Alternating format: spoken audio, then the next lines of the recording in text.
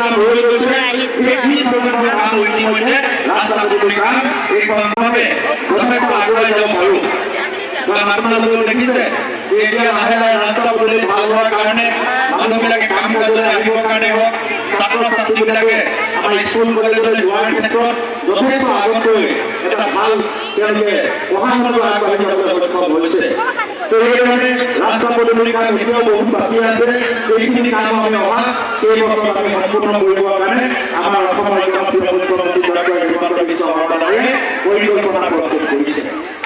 আমি যেতিয়া বিধায়ক হিচাপে নিৰ্বাচিত হৈছোঁ সেই সময়ত বহু বাগিচা ইলেক্ট্ৰিচিটি নাছিল, বহু এনেকুৱা বাগিচা আছিল যে আমাৰ বাগিচাবিলাকত গাঁওবিলাকতো যদি চাওঁ যে আমাৰ 30% মানুহ আমাৰ ইলেক্ট্ৰিচিটি তেওঁলোকে সংযোজিত হ'ব পৰা নাছিল। কিন্তু দীনদয়াল উপাধ্যায় গ্ৰাম বৈদ্যুতিক যোজনা সুভাই কৰা আঁচনিৰ যোগেদি ইতিমধ্যে আমাৰ গাঁও আৰু বাগিচাবিলাকত প্ৰায় 100% ইলেক্ট্ৰিচিটিৰ এইখন চৰকাৰে ব্যৱস্থা কৰিলে।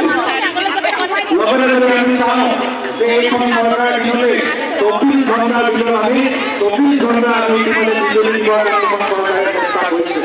অৰ্থাৎ আজি কেইবছৰ আগতে যেতিয়া কংগ্ৰেছ চৰকাৰ আছিল সেই সময়ত যদি আমি চাওঁ যেতিয়া আমাৰ ল'ৰা ছোৱালী যেতিয়া কিতাপ পঢ়িব লগা হয়, যেতিয়া আমি গৰমত ফেনখন চলাব লগা হয়, লগে লগে লাইনটো গৈছিল। আপোনালোকে বুকুতে বা কাটি ভাবি চাওক আজি কেইবছৰ আগতে আমাৰ ইলেক্ট্ৰিচিটিৰ অৱস্থা ইমান বেয়া আছিল। কিন্তু আজিৰ ক্ষেত্ৰত যদি বতাহ ধুমুহা নহয়, প্ৰাকৃতিক দুৰ্যোগ নহয়, তেতিয়াহ'লে হয়তো আমি 24 ঘণ্টা পাওঁ। কেতিয়াবা বতাহ ধুমুহা আহিলে হয়তো তেনেকুৱা পৰিস্থিতিৰ সন্মুখীন হ'ব লগা হ'লে আমি কিছু সময়ৰ কাৰণে অলপ সময়ৰ কাৰণে হ'লেও আমাৰ লাইনটো বৰ্তমান হয়। কিন্তু আমি চেষ্টা কৰিছে এখন চৰকাৰে 24 ঘণ্টাৰ ভিতৰত 24 ঘণ্টা আমি বাগিচা অঞ্চলতে হওক, গাঁও অঞ্চলতে হওক, যাতে আমি সম্পূৰ্ণ ইলেক্ট্ৰিচিটি যাতে দিব পাৰোঁ ৰাইজক, তাক আমি এখন চৰকাৰে কাম কৰিছে। আজি শিক্ষাৰ ক্ষেত্ৰত যদি চাওঁ আমাৰ চৰকাৰৰ অহাৰ পিছতেই আমি আমাৰ যিবিলাক চৰকাৰী হায়াৰ ছেকেণ্ডেৰী আছে সেই স্কুলসমূহতো আমি বিনামূলীয়াকৈ আমাৰ এডমিশ্যন দিয়াৰ কাম আমি আৰম্ভ কৰিলোঁ।